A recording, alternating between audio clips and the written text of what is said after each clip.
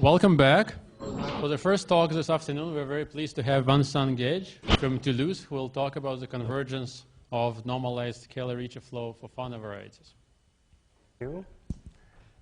So it's a great pleasure to be here, especially for this conference in honor of Blaine, who I appreciate very much, both as a mathematician and as a very kind human being.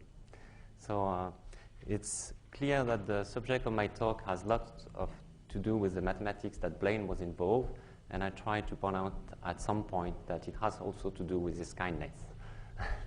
So let me first perhaps say that this has to do with a joint work with Robert Berman from Sweden, Sébastien Boucksom,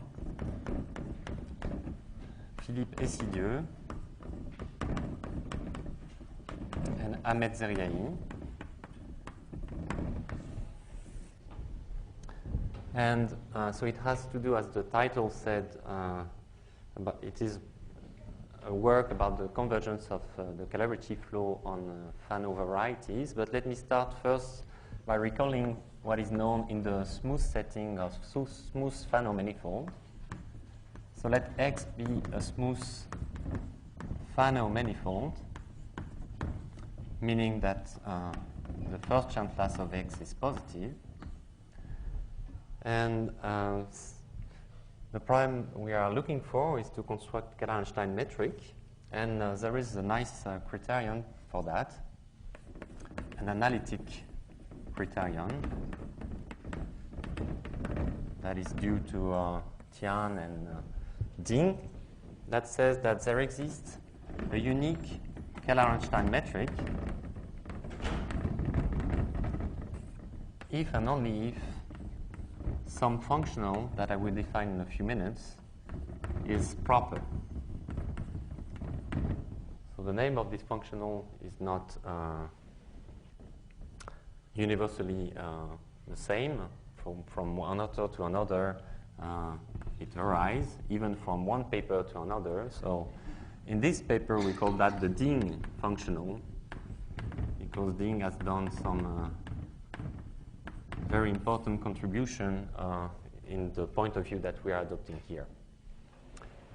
So let me recall maybe that if omega is a Kähler form that is locally given in local coordinate like this. Is the statement there exists a Kähler metric if only if this and it's unique?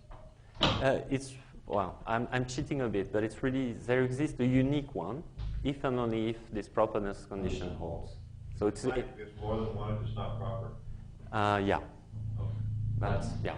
So it's really both unique and existence involved in this way of presenting things.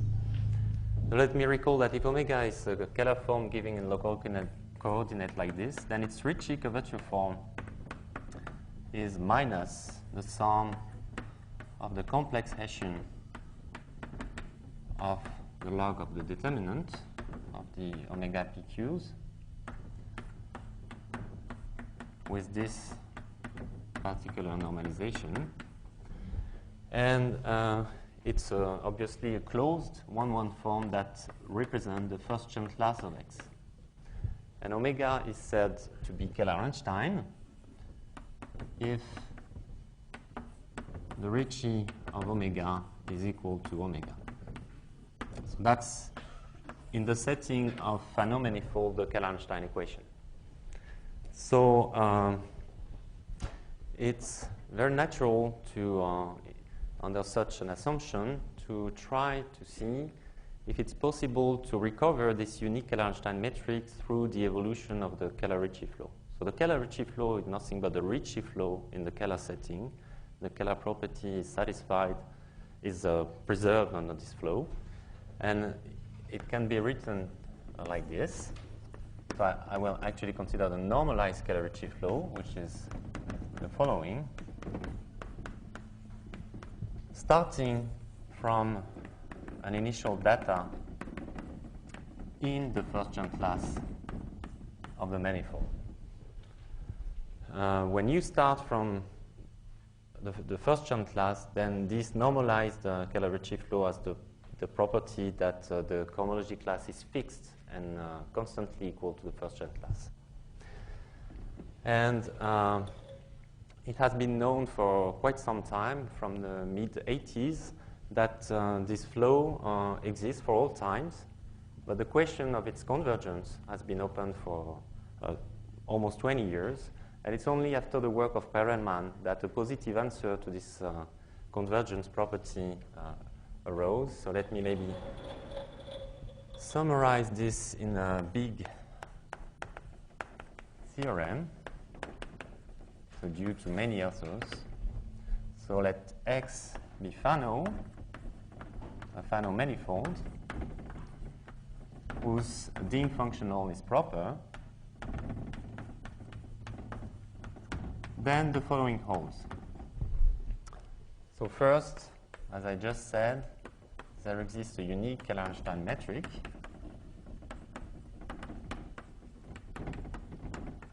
and which is moreover maximizing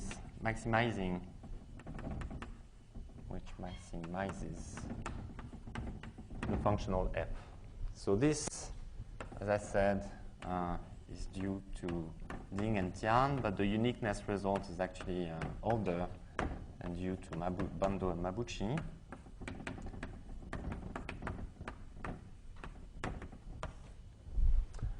Then, so this is what I will call the normalized Kähler-Ricci flow.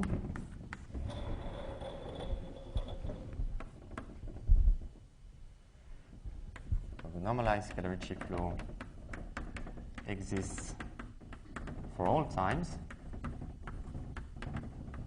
This is a result due to Zhao in '85. And then a crucial step was done by Perelman, who showed that the evolving metrics form a relatively compact family in the smooth category. And this is due to estimates of Perelman. And finally, once this relatively compactness property is known, then it's possible to show that the flow indeed converges towards the unique Kähler-Einstein metric, and this appeared in a paper by Tian and Zhu in 2007. So I should say that there were many partial previous results on this problem, but the contribution, the estimates of Berman really gave a strong input toward all this business.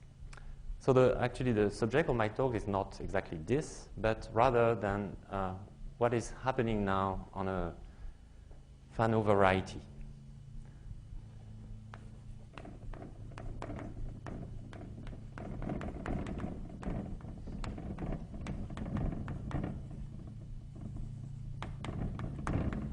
So the definition or the context I will consider here, so let me make the following definition. I would say that X is a Q Fano variety if it is normal and the anti-canonical bundle is Q Cartier and ample, and X has so-called log terminal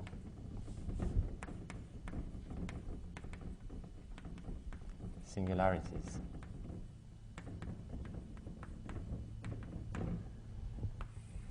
So if you don't know much about the type of singularities that arise in the minimal model program, the formal definition of a log terminal singularity will not actually help you a lot. So I will, rather than giving the definition, give you a prototypical example. So if X is a hypersurface of degree D, not bigger than n plus 1, in Cn in the projective space, so X has dimension n, then this condition on the degree will make sure that the variety is Fano, and you assume that it may have singularities, but say singularities are at worst like, for instance, ordinary double points. So this is not the only types of singularities that you may encounter, but they are already very interesting. And starting dimension 3, these very simple singularities are no longer quotient singularities. So working in the orbifold category is not enough to deal with these algebraic varieties. In particular, for instance, a cone, if you take a cone over a smooth hypersurface of degree d less than n plus 1, this will give you an example of the kind of Q-Fano variety we would like to deal with. So why should we bother with these slightly singular objects? Well, there are actually many motivations for that.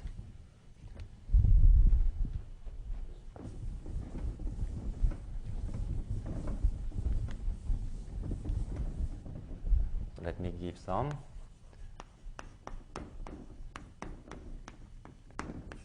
So the first motivation is that there have been tremendous progresses recently in the so-called minimal model program.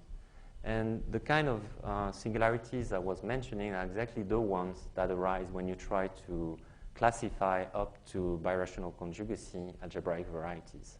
So it's very natural to wonder, now that people are aware that these are really the varieties onto which you are supposed to work, are there canonical metrics like Kähler-Einstein metrics on such varieties? A second, and of course... Can you say a simple reason why you get Fano singularities in this problem? So Fano, even Fano manifolds are one large family of manifolds that arise when you're considering algebraic varieties, algebraic manifolds, say. And if you try more generally to classify any kind of algebraic manifolds, you cannot do that by staying in the smooth category. So you need to allow for some mildly singular varieties. And the type of singularities that you encounter are, in particular... Why? It sounds like it's like some positive curvature idea. But this is about the log terminal part, not about the Fano, right? So one explanation is that what you try to do is you have a manifold that is a bit too complicated, so you try to build a model that is a bit simplified.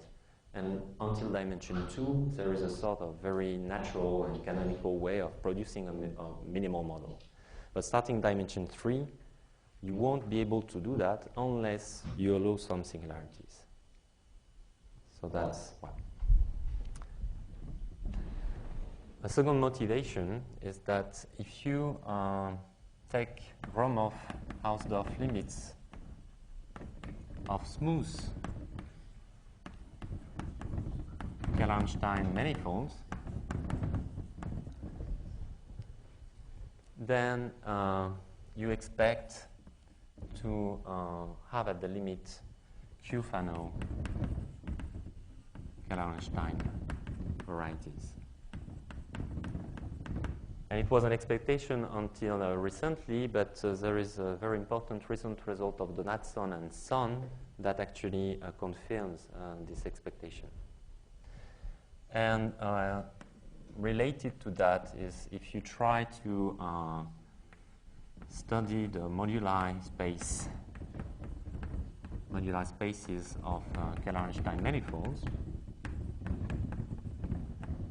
then it's natural to try and compactify such moduli spaces, and the things that you will need to add most likely are the kind of Kähler-Einstein Q-Fano varieties that we are considering. And there is a third and very ambitious reason, which is advocated by Tian over the recent years. So let me call that Tian's program, although many other people are working on this. And his idea is that by paralleling what Hamilton and Perelman did for solving the Poincaré conjecture, you could hope that running the Kähler-Ricci flow would, in infinitely many steps, produce a so-called minimal model, and then try to run forever the Kähler-Ricci flow and produce at the same time what is called, say, a canonical model and a canonical metric. Let me just say that we are far, far, far from a reasonable end of this program, but it's some nice ideas to try to develop. So at least you have a few motivations. And I would like to now state the corresponding result that we have in this setting.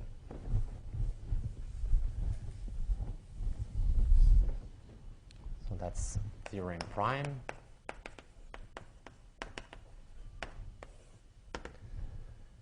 So let X be now a Q Fano variety, and assume also that the corresponding F functional is proper. Then, so first, there exists a unique Kähler-Einstein current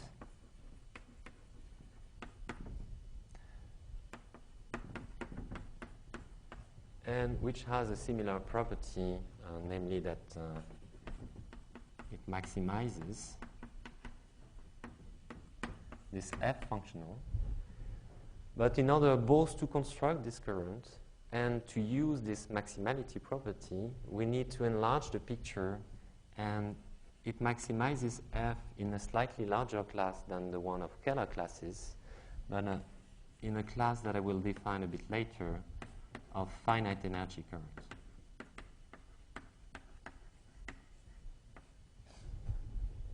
So for the few lucky person in the audience that were here 2 years ago, that was the subject of a seminar that I gave in Stony Brook 2 years ago. So that's actually a result that is due to the same team, except for the E of, oh, I raised the name of my co-author, I'm sorry for that. So Berman, Boucksom, and Zeriahi. Then the corresponding result about the existence of the normalized Kähler-Ricci flow is that it indeed exists. So the normalized Kähler-Ricci flow exists for all times. And this is a result that is due to many, very many people. So probably the story starts with Zhu in the late 80s. There are partial results by Chen and some of his co-authors, and the final step was done by Song and Tian in 2009. And the point is, in a sense, you would like to catch up with the previous result, but you need to start with either slightly degenerate initial data or working on a variety with some singular points. So you need to study degeneration of parabolic flow towards slightly degenerate initial data. So there is some technical issue here that was finally settled by Song and Tian. And the third point and the fourth items are precisely what we were able to solve in this recent work of ours, namely that the omega t's are weakly compact in a sense that I will make more precise in a couple of minutes, so in a finite energy world. So if you like, for now, we are replacing the smooth category by a sort of Sobolev type regularity. Once you develop, it's a nonlinear version of Sobolev spaces. So, but once you develop this notion of nonlinear Sobolev spaces, getting weak compactness is easy. So this third point becomes easy modulo some machinery. But then what becomes a bit less easy is the convergence, which is nevertheless true towards this unique Kähler-Einstein current. And let me say just for now that the convergence holds in energy in some slightly stronger sense than the weak convergence of currents. So my goal today is to try to give you the main ideas of the proof that we provide here. The issue being that we don't have Perelman estimate in this singular setting. So we need to provide actually an alternative proof of this convergence result, getting a weaker statement. So the convergence will not hold. So here that was in the C-infinity category. So the convergence result will not hold in a C-infinity setting, but in a slightly weaker sense.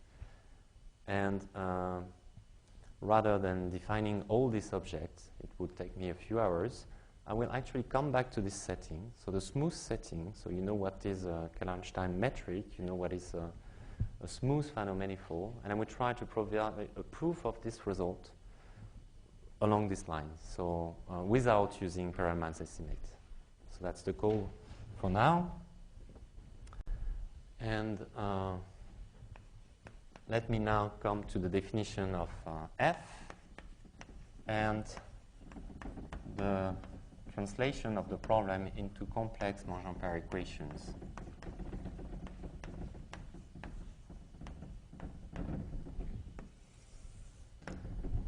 So the F functional, or let me maybe start by mentioning that we start with an arbitrary omega in the first Chern class. And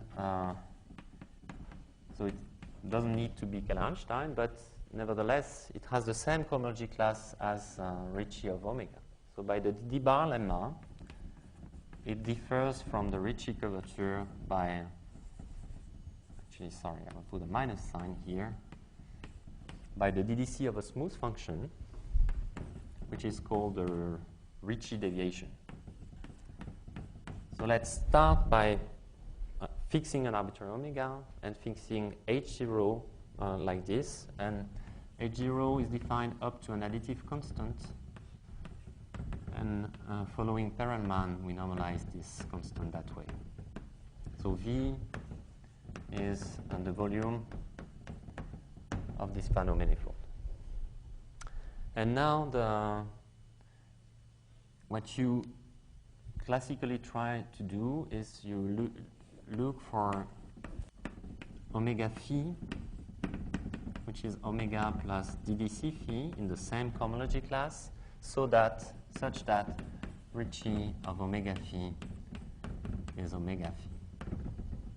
So if you write down what it means,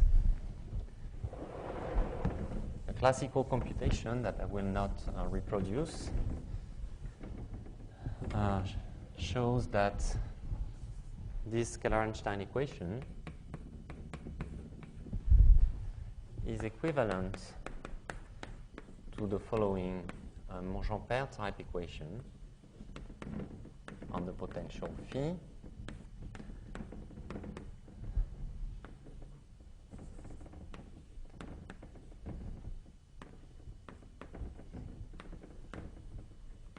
So in the sequel, I will denote by mu the measure, maybe the normalized measure. Well, yeah. Let me normalize everybody. The normalized measure, this one. And actually, phi is defined up to an additive constant. So the correct equation should be something like this. And as you will realize in a minute, the actually slightly better way to write down this Monge-Ampère equation is to write it like this. So I use the freedom that I have with this normalizing constant to consider actually these Monge-Ampère equation.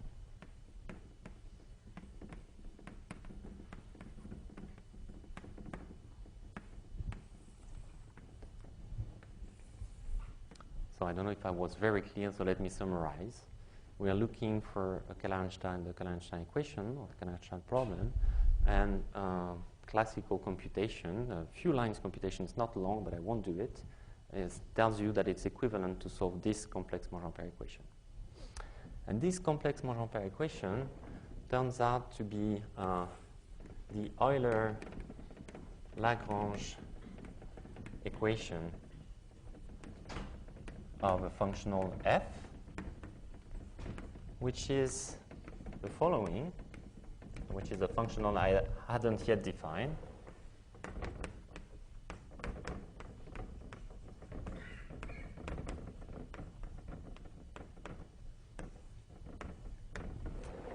Where E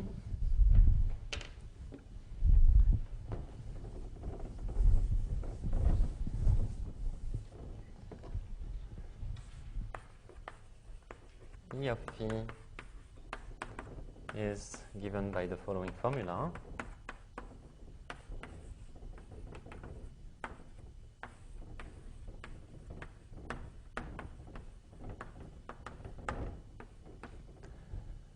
And this formula actually comes from the fact that if you take derivative of E,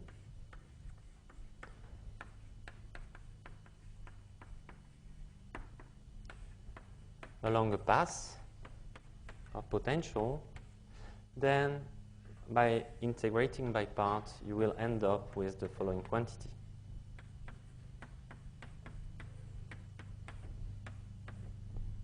Where so Monge-Ampère is the normalized Monge-Ampère, so this quantity that I was writing above. You want to be consistent about that. It's either integration against mu or against, where the previous thing is d mu. Here it's really d mu here. Well, it's the volume form, right? The metric. So that you were calling that mu on the with the normalization on the previous. It just doesn't like that you put a d in. Oh, you don't like d? Just choose a consistent convention. Right? Oh, okay. Well, either put a d everywhere or leave it out. Okay, okay. If you prefer. So I should say that the way to get this formula is to realize that the Monge-Ampère operator, there is a beautiful interpretation of this formula, which is that if you consider the set of all Kähler metrics in a given cohomology class, then the Monge-Ampère, so this has the structure of a Riemannian manifold of infinite dimension. And this Monge-Ampère can be interpreted as a one form on this infinite dimensional Riemannian manifold that is closed. And since this set you're working on is convex, it has some primitive. And it's enough to try and compute the primitive by following one path. And if you do that, you end up with such a formula. So this E is actually well defined up to a normalization. And this is the one that is 0 when phi is 0. So the base point is this omega that we have been choosing. Okay? But let me emphasize that in particular, what it tells you is that the derivative of E is the Monge-Ampère and is a non-negative measure. So this E is actually monotone, increasing with phi. That's a property that I will need a bit later. So there is a second exercise, and that is connected, or that is supposed to justify the statement that the Monge-Ampère equation above is the Euler-Lagrange equation of the functional f. Is that if you now take derivative, say, of f along such a path where v is an arbitrary test function, then you end up by getting something of that type. Say at t equals to 0, minus e to the minus phi mu divided by this. So when you take derivative of the logarithmic term, this is what you get. So if in case you have found a critical point of f, then what this computation tells you is that if you're allowed to move around phi in a v in any kind of v direction, then this has to vanish. Therefore, phi is solving your equation. So it's therefore natural, and it is indeed what is going to work, is to try and maximize f so as to find a critical point and therefore solve your equation. So what about the Kähler-Ricci flow now? As I mentioned, at the level of cohomology, the cohomology class of omega t is constant. This means that omega t can be written as omega plus the dc phi t. And there is an important issue here about the fact that this guy is well defined up to an additive constant, so space invariant, but which may depend on time. So there is an issue about the normalization in time that we will do here. But if you plug in into the normalized Kähler-Ricci flow equation,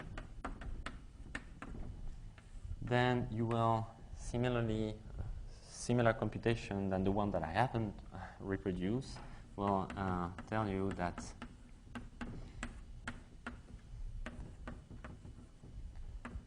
the normalized Kähler-Ricci flow is equivalent to this following parabolic flow, or parabolic Monge-Ampère flow.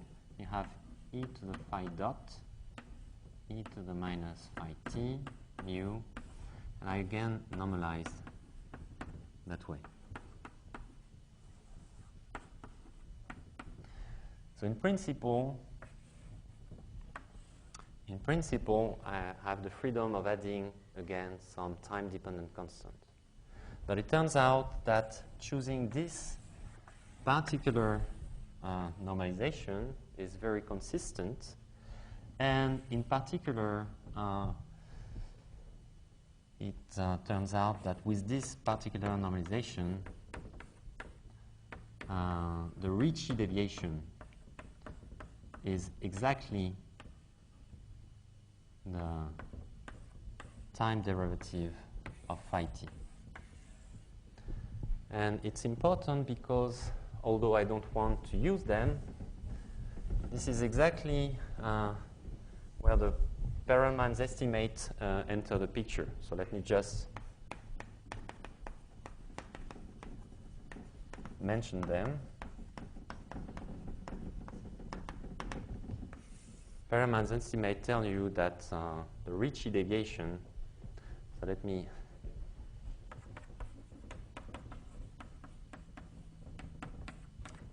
this is the Ricci deviation that you normalize like this, or that Berman normalizes like this.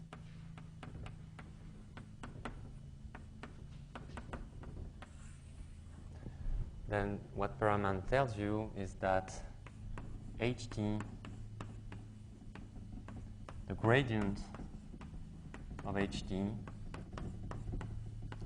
and the Laplacian of ht, all these quantities are uniformly bounded along the normalized Kähler-Ricci flow. And therefore, if you use this normalization, you will end up with the fact that ht is exactly the time derivative of phi. So you have a very, very good control on this term. So, but precisely, I don't want to use that. That was just for curiosity. And we will try to go around the fact that we don't we don't have such estimate in the singular setting, but the idea of the proof of our theorem are very simple. So first we will observe that the f functional is increasing along the normalized Kähler-Ricci flow. This together with the properness assumption, which I realize I forgot to define, so I will do that immediately, implies that the energy of these guys are bounded.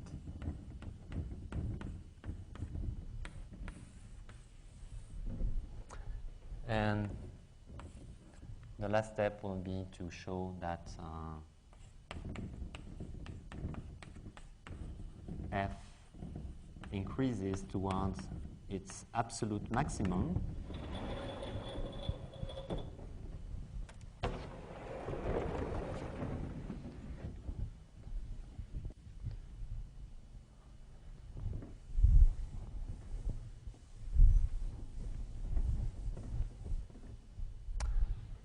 and using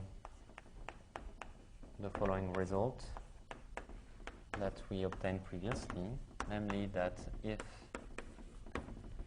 the energy of a sequence of function is bounded, and this sequence is maximizing for the f functional, then this sequence converges towards the unique Kähler-Einstein potential.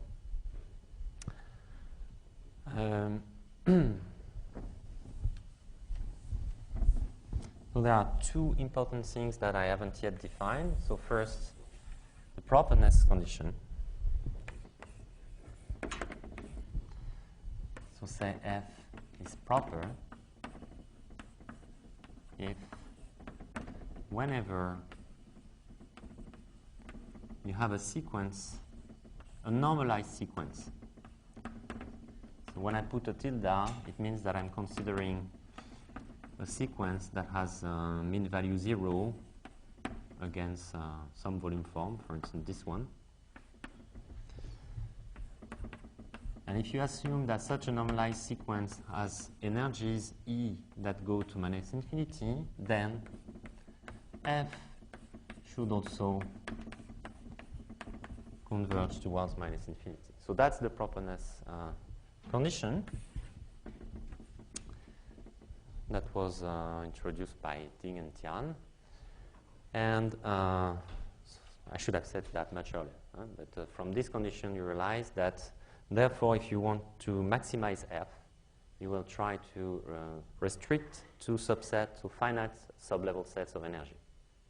And it turns out that with what I'm going to define now, these sublevel sets of energies are compact in a Sobolev type world, and therefore you have a chance to maximize f. So that's the next step.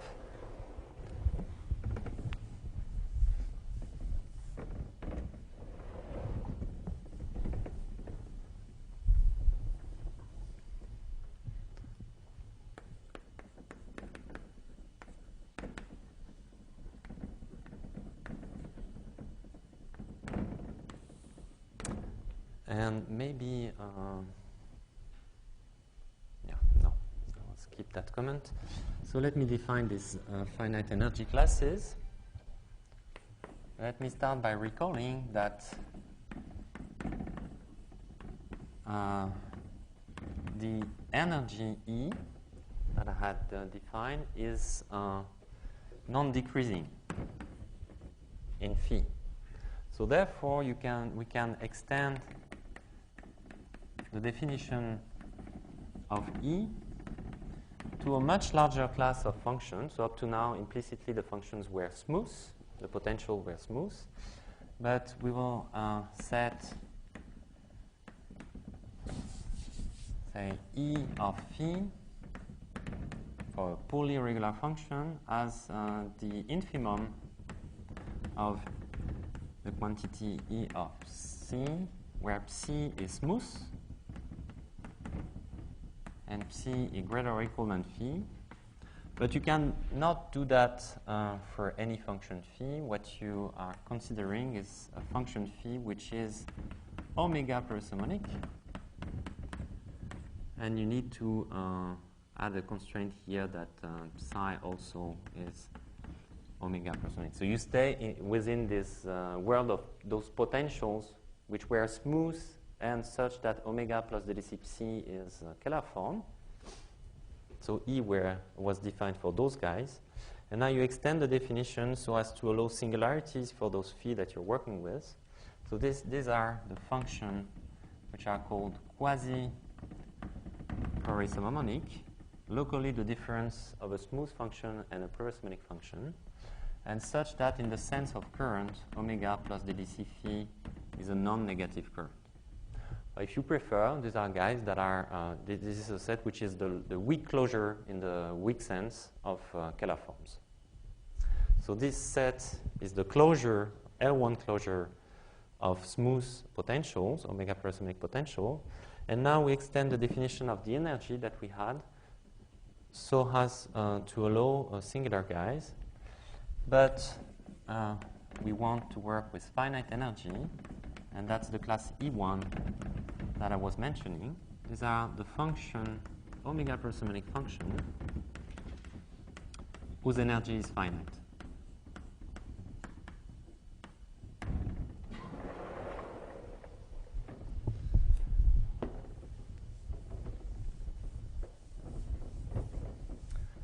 So let me give a few facts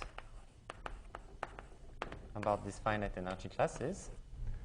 So first, the Monge-Ampère operator is well defined on this class. So what this means is that if phi is in E1, and if you take any subsequent sequence phi j of smooth guys, decreasing toward phi, then the Monge-Ampère of the phi j's are weakly convergent toward a unique measure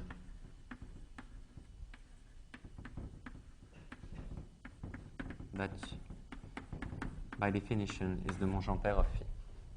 So this is one very important difference in between the complex Monge-Ampère operator and the real Monge-Ampère operator. The real Monge-Ampère operator is well defined for all convex functions. And parasymonic functions are more singular than convex ones. And the complex Monge-Ampère operator cannot be defined for all parasymonic functions. Even in this compact setting where in some sense things are a bit simpler than in the local setting, it's not possible to make sense of this complex Monge-Ampère operator for all omega parasymonic functions. But nevertheless, within this class that we're considering here, this operator is well defined. The second fact is that the F functional makes sense precisely on this class E1. If you like, this class is the very natural class for the variational approach that was underlying some of the results I mentioned. And a third property that is actually easy once you spend some time on unraveling this construction is that for any C, the subclass E1C of those functions phi in E1 such that phi is bounded from above, say by plus C, and its energy is bounded from below by minus C. This set is compact.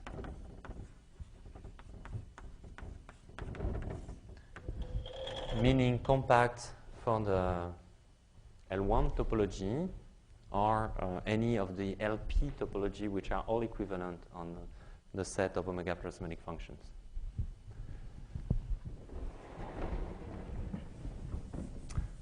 So it turns out that f is also upper semi-continuous on this along this class.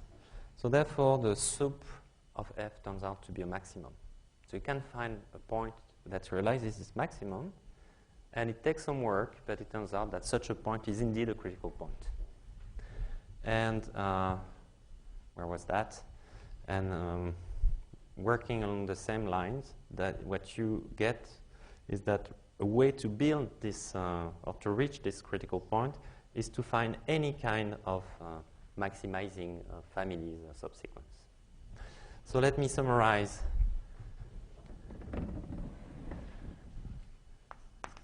Where we are now. If we can show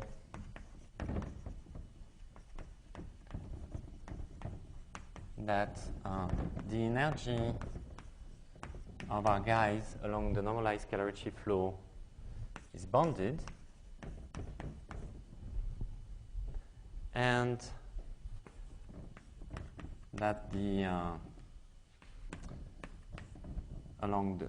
the functional along this potential increases towards the absolute supremum of f on this E1 class, then we will make sure that phi tilde t converge towards the Kähler-Einstein potential. So we have two things to check. Make sure that these energies are bounded, and make sure that we can reach the absolute maximum.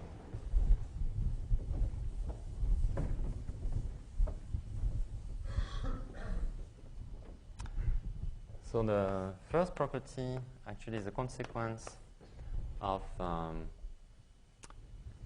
the following lemma, which is that f increases along the normalized Kähler-Ricci flow. This is a standard observation in this field, and what we actually need is a slightly more precise information, is that the derivative is not only non-negative, but it's bounded from below, as it turned out, by 4 times the total variation, or the square of the total variation of this difference. And I have erased this, but let me write here that the flow equation that we are considering can be written like this.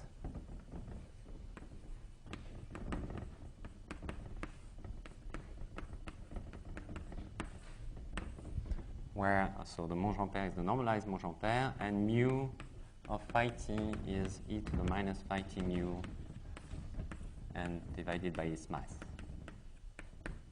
So both quantities are probability measures, and this is at the level of potential, the way you can think of the normalized Kähler-Ricci flow.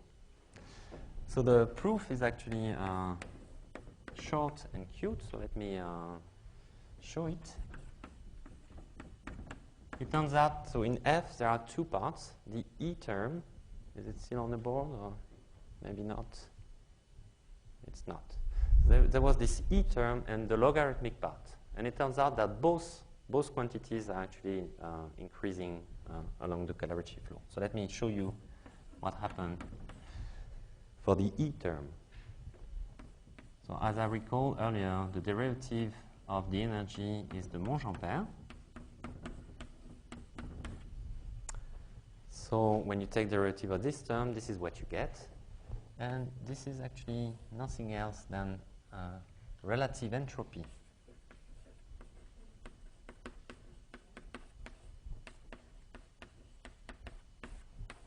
It's a well-known quantity, at least in dynamical systems. And by the concavity of the logarithm, this is something that is non-negative. But more precisely, there is a so-called Pinsker inequality that allows you to bound this from below by 2 times this term. And if you make the same computation for the logarithmic part, you obtain the symmetrical version. So we'll have the time derivative against the mu measure, and you will get a similarly that is non-negative, and it will give you the second factor 2 here.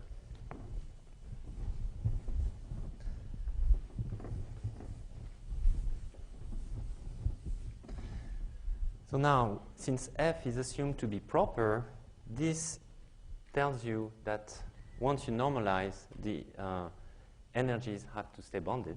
That's the first piece of information. The second piece of information is that maybe not always, but since f is bonded from above, very often these differences tend to 0. And there is a second crucial piece of information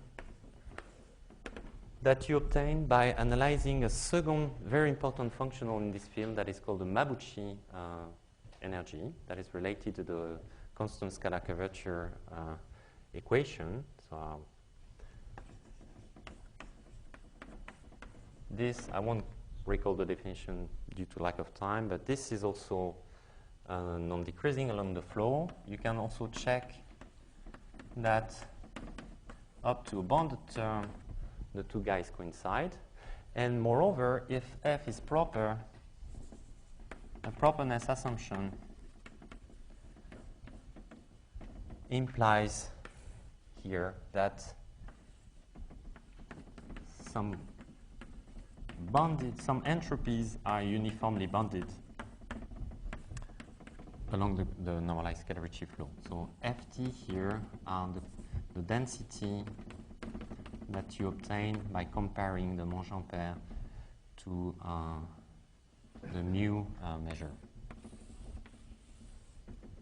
So it's really an easy consequence of this first observation that you get some control on the uniform control on these entropies. And we're close to the end.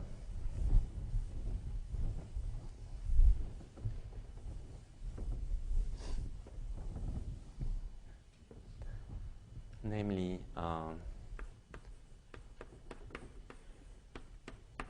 we have reached the following point. Along the normalized Kähler-Ricci flow, we have this equation. We have shown that we have weak compactness of the guys involved here, so you can take subsequences. And you can choose them thanks to this lemma in such a way that this difference goes to 0. So you will have that. So this is mu of phi tilde tj. This will weakly converge towards mu of the cluster point. And you would like to make sure that this also converge towards the Monge-Ampère of the cluster point. And if you can show that, then you will get equality here. And this exactly tells you that phi tilde is the Kähler-Einstein potential. And it turns out, I did not mention that in our previous work, we in particular showed that the Kähler-Einstein potential is the only maximizer of the functional. So this will finish the proof. So the final delicate point is this one. And it's standard. So the problem is that the Monge-Ampère is not continuous for the weak topology, and that's a very annoying point in this theory. But it turns out that this bounded entropy information is exactly what allows you to conclude at this stage. So I'm running out of time, but there is in the work that we've done, there is an important notion of convergence in energy, which turns out to be exactly the right notion of convergence to deal with all this picture. So for this convergence, the Monge-Ampère is continuous, and not only is the Monge-Ampère continuous, but the E functional is continuous exactly for this convergence. And it turns this E1 class into a complete metric space for this notion of convergence. There is some underlying distance. And the observation that I mentioned is that if you have uniformly bounded entropies, then you have convergence in energy, and therefore you can conclude the proof here. So I'm over with the math. I said that I was supposed to mention some connection to Blaine's kindness, and let me say that this finite energy world, it took us many, many years to develop, and the first steps were not very convincing. But the first time I met Blaine, that was in Bloomington in 2004 at a conference, and I was presenting the very first steps. It was not convincing for some people, but Blaine was very enthusiastic about it and very encouraging, and he was right. Thank you.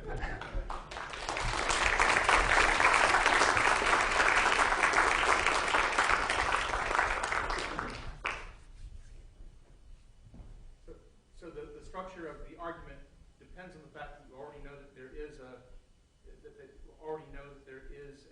Kähler-Einstein metric, and the key point is to show that you're actually approaching it, right? Yeah. So in the case when you're looking at singular solutions, you also are already in a context where you know that there's a Kähler-Einstein metric, and so the main point is that the Kähler-Ricci flow actually approaches it.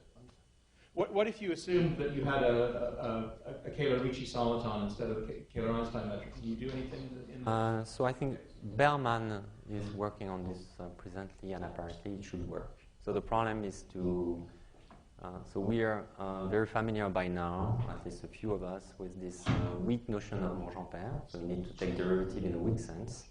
And for the Kähler-Ricci soliton, you need to do the same, but there is an extra derivative that needs to be under control. And so this deserves some thinking, but apparently it did that. But then the structure, then the argument are very apparent. So, yeah. How nice is this Kähler-Einstein metric at the singularities? That's a large and essentially open problem. So one thing that I did not mention, thanks for asking, so the only weak piece of information that we have, and it's a recent one, is that the potential is actually continuous at the singular points. And this, we were not able to do this by classical pluripotential techniques, and this is a consequence of the viscosity approach, which you've been involved in some slightly different contexts. But so the viscosity approach has allowed us to prove that the potential is continuous. The best you could expect is that it is Hölder continuous. This is what you get in the orbifold category if you don't choose the right coordinates. And but then that's only the very weak step. What you would like to understand is to have an understanding of how the metric behaves when you approach a singular point, and essentially nothing is known in that. But presumably the best Hölder exponent would really say something about the algebraic. Should be linked to the type of singularity that you have. But, there should be a connection between the exponent, the Hölder exponent, and the type of singularity. So are those terminal singularities natural from your point of view, or do we have some more general class of singularities that you can naturally handle? So thank you very much. It's a very good question, and it turns out that if you so some authors in algebraic geometry are discussing Q Fano varieties, perhaps without asking for log terminal singularities. Yeah. But if you're looking for a Kähler-Einstein metric, if it happens that there is one Kähler-Einstein metric, then there is a finite volume condition that comes for free, and that implies that the singularities are not worse than log terminal. So it's actually within this Kähler-Einstein problem, you have to deal with log terminal singularities. Any further questions? Back to my original question, does it help to look at it, if you take the resolution of singularities, can you say anything about the behavior? Or does it help to look at the resolution? It's kind of equivalent. So actually, we very often actually resolve the singularity and work in the smooth manifold with degenerate forms. And look at the degenerate equations in the smooth model. But there is so fibers are connected, so you can pass from one to another. Do you have any theorems about suppose you smooth the variety, and look at the behavior of the Kähler-Einstein metrics, I guess you know that they do actually approach in the chromo sense, or it's just, I guess it's a different thing.